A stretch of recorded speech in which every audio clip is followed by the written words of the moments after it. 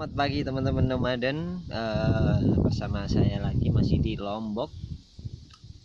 Kita sekarang ada di Sembalun Dogs Village. Jadi lembah Sembalun. Di sini kita lihat Gunung Rinjani sana, Taman Nasional Gunung Rinjani.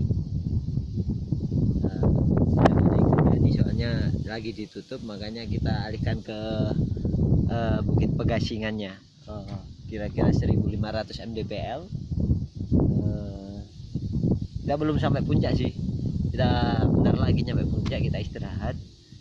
Teman saya George sama Itas dari Spanyol udah nyampe di sana, udah nyampe di puncak.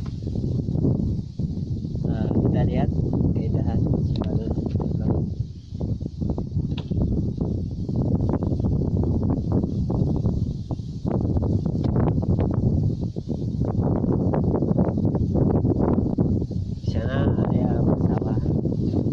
Bagus sekali, kayak dikelilingi gunung-gunung di sini.